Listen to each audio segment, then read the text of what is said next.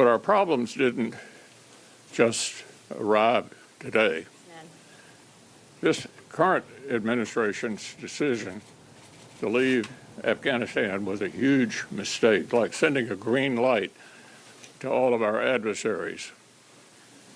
Second, the administration has not asked for defense budgets big enough to keep up with inflation. So we've all learned a lesson as a result of Russian behavior. We've got 2 new members of NATO, got a significant number of European countries spending more as a percentage of GDP than we are.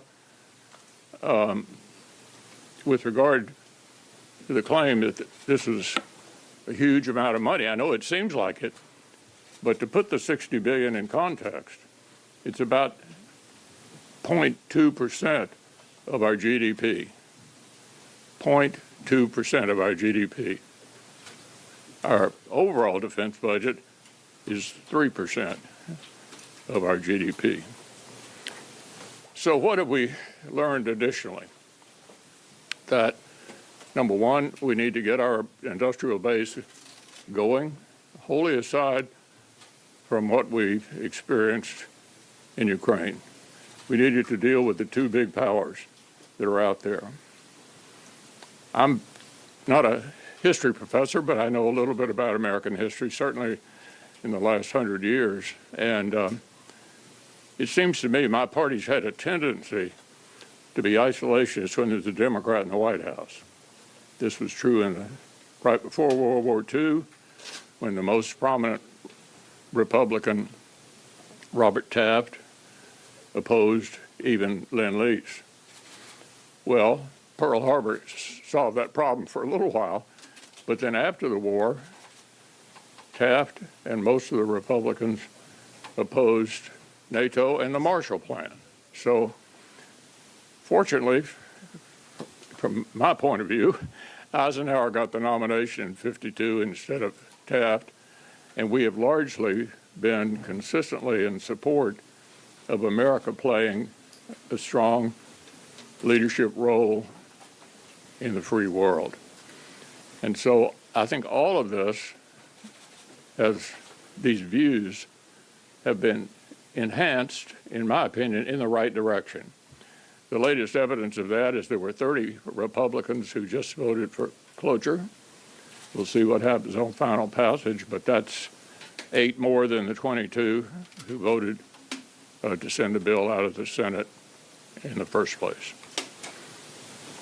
Leader McConnell, how concerned are you about the way the Speaker handled this? You were very clear you wanted the Senate bill to pass. He spent another 2 months or so going through this, changed the bill. What would you say about the way he has handled this and the impact that it had by waiting 2 additional months? There's nothing, in my view, to dislike about what the House passed. It's pretty close to what we passed. And the most important thing is to get this to the president for signature. Leader McConnell, what is your legacy if the next president is Trump, who has encouraged Putin to invade our NATO allies if they don't contribute enough to? This right here is confidence in a bottle. Makes me. Question. What is your legacy if the next president is Trump, who has encouraged Russia to invade our NATO allies if they don't contribute enough to defense spending? We can speculate all day about what might happen or what might not happen. I'm going to consistently avoid discussing the presidential election. I got one job as I give up my leader position, that's to create a Republican majority in the Senate, and I'm going to confine my political observations to taking the Senate back. Leader McConnell, thank you.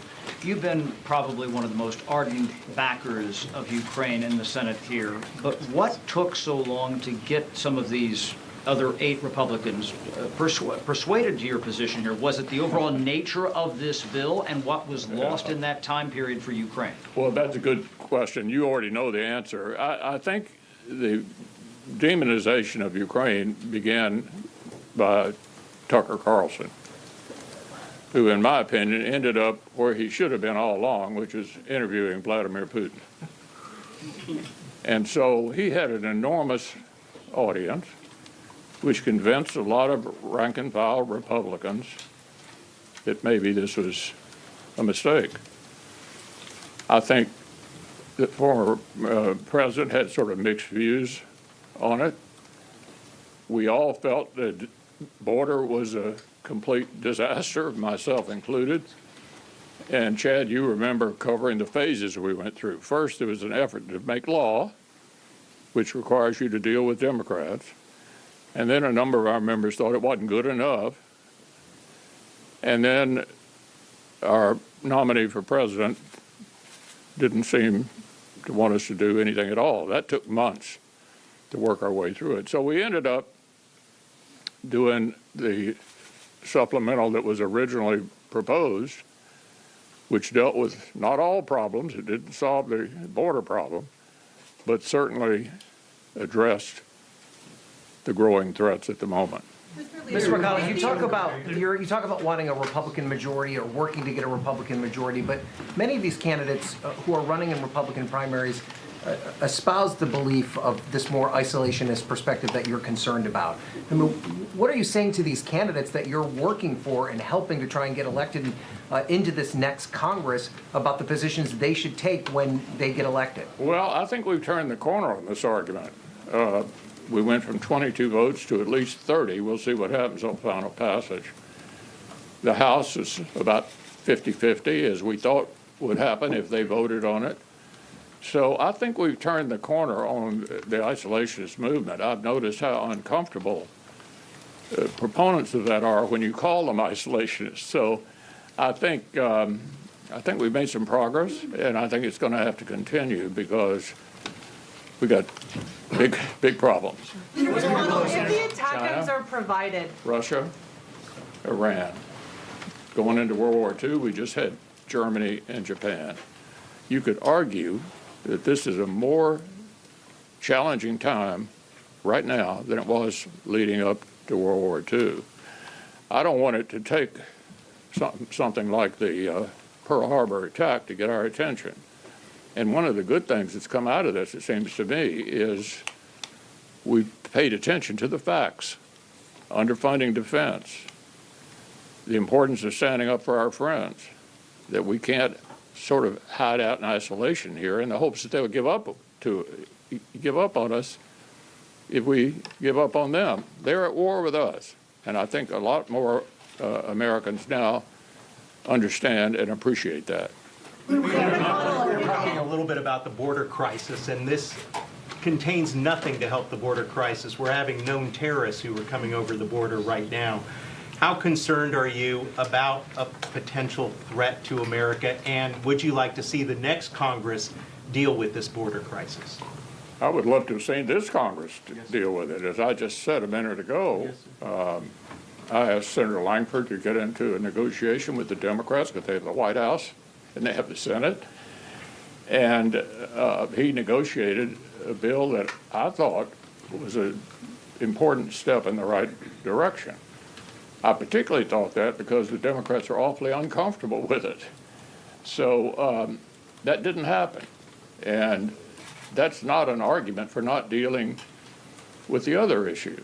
I'm not happy with the situation at the border. My own view is it's the president's single biggest problem. If I were in his shoes, I'd do something about it. Yeah.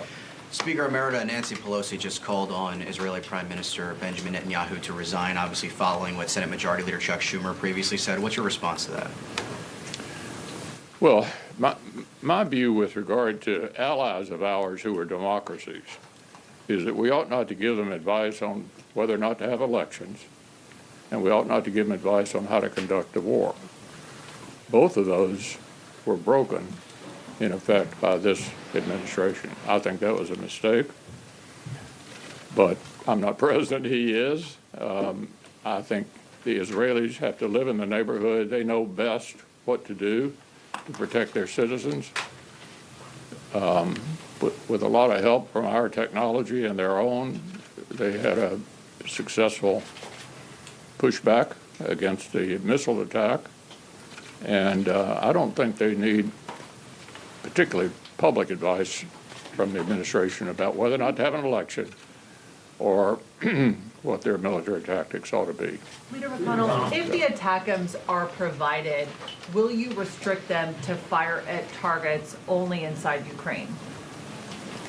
The ATACMs, the long-range missiles, will there be restrictions for them to be only fired inside Ukraine? Well, I hope not. I wouldn't try to dictate to the Ukrainians how to handle the war either. Are you in favor of sending the ATACMs? I'm for whatever our military thinks would be useful for them, and I would not put restrictions on it. They're dealing with a rogue country that's trying to take away their independence. It's always important to remember we're not fighting this war. They don't have any troops there. We're helping them stand up for their independence and also to do a lot of damage to the military of one of our two biggest adversaries. What's not to like about that? Leader McConnell, how could this change the... Thank you. Senator Murray talked about the cost of the delay, the months that this package did not get passed. Do you think that this aid package is going to be sufficient to try to help the Ukrainian fighters make up the time lost and the fact that they were so depleted? Well, I hope so. There's no question delay was harmful, very harmful. And the administration is partially responsible for that by being too skittish. And every one of those decision points, I thought the administration could have done it sooner. For example, I can remember either the previous administration or the one before that saying we ought to send them meals ready to eat. Really? They've been asking for serious military help for a number of years. I personally have advocated that in the last two administrations and in this one. So I do think the president was too tentative, too worried about antagonizing the Russians, who already had troops at the border, and pretty obviously they were out for training exercises. Acting quicker, partially because of the administration, partially because of Congress not approving this bill sooner, has not been helpful. 2 years ago, you had expressed some questions, some concerns about candidate quality with your Senate candidates heading into that election. Do you have any similar concerns this time with your candidates? You told me Senate races? Yes. Yeah, well, I feel pretty good about our nominees. I'm pretty confident we're going to win West Virginia. That's 50. You all can do the math. One more makes 51. I've been the majority leader and I've been the minority leader. Majority is better. And I hope to hand this job over to the majority leader. Leader McConnell, what do you make about the fact that even though you got 30 Republicans on this, that both you and Speaker Johnson have had to rely on almost unanimous support from Democrats in order to get Ukraine aid because of this isolationist wing in your party? Hi, folks, we're back. We certainly prevailed by a larger majority today than we did 2 months ago. If you're looking for a trend, I think it's a trend in the direction that I would like to see us go, which is America steps up to its leadership role in the world and does what it needs to do.